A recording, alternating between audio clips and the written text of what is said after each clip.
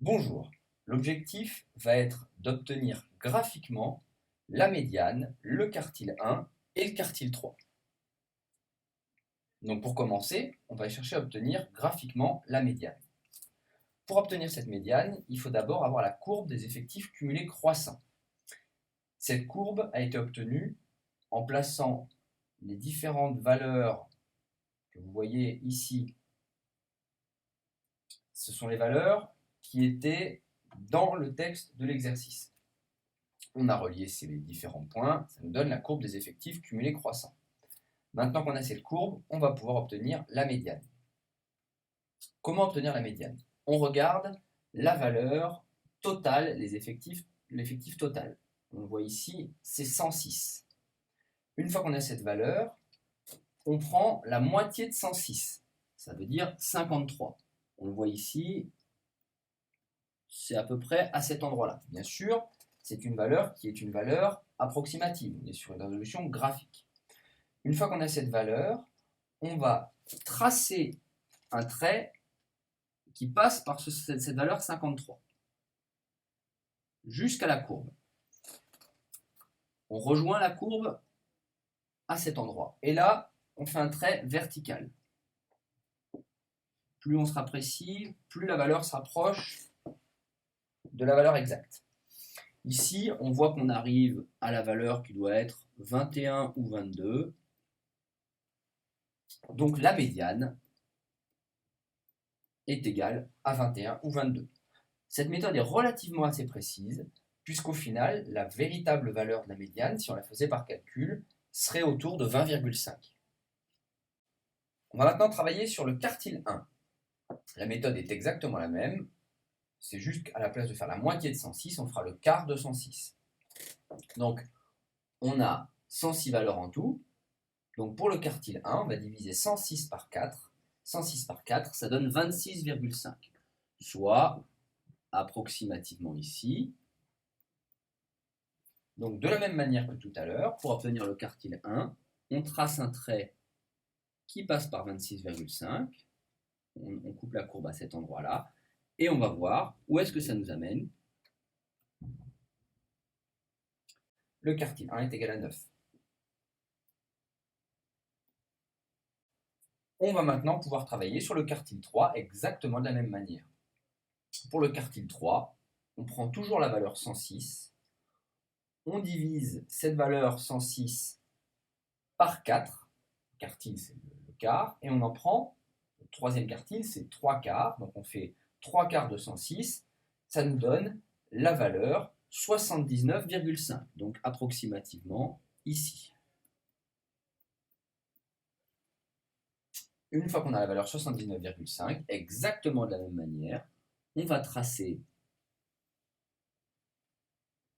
le petit segment, regarder à quel endroit est-ce que ça rejoint notre courbe des effectifs cumulés croissants, tracer en face la verticale, et on voit qu'on arrive autour de la valeur 40. Je n'étais pas tout à fait droit, mais c'est pas bien grave, on a dit que c'est une valeur graphique.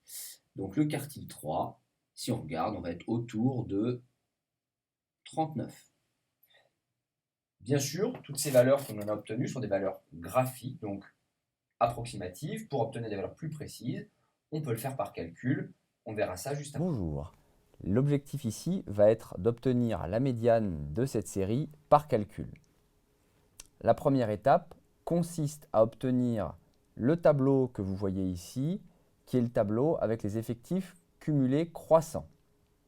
Ce sont les valeurs que vous pouvez observer ici. Donc, les valeurs de l'énoncé étaient les deux colonnes qui sont à gauche. Maintenant, par calcul, on va obtenir la médiane.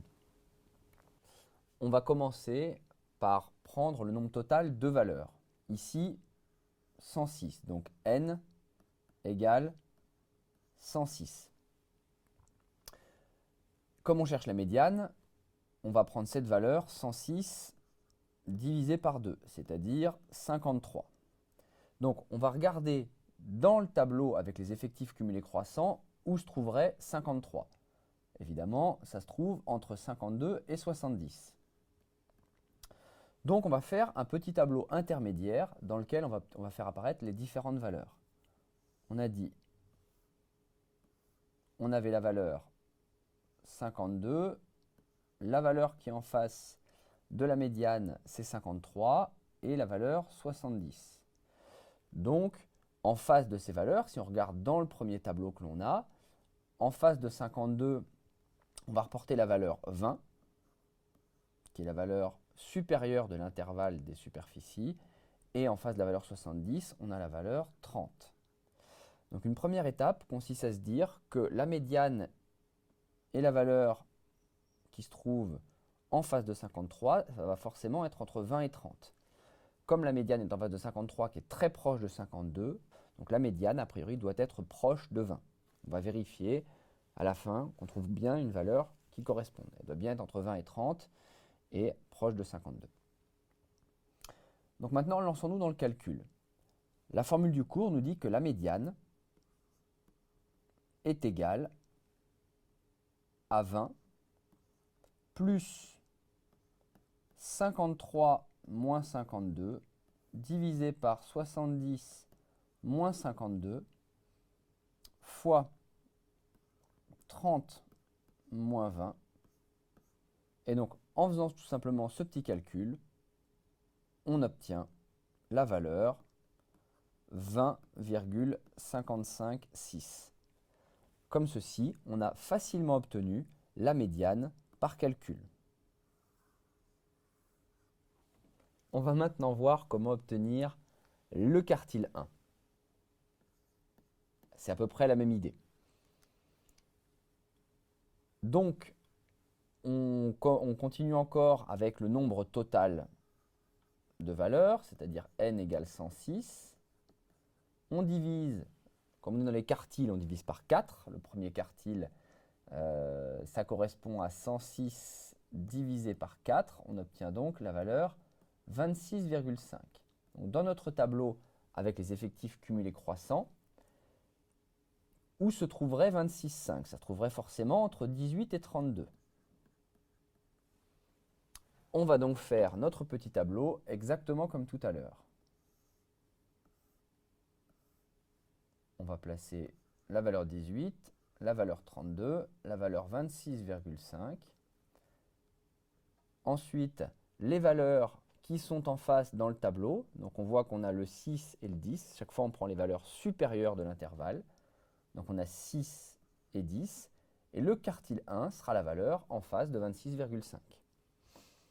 Et là, encore une fois, on applique la formule du cours qui est quartile 1 égale 6 plus 26,5 moins 18 divisé par 32 moins 18 fois 10 moins 6. On obtient comme ceci Q1 égale 8,42.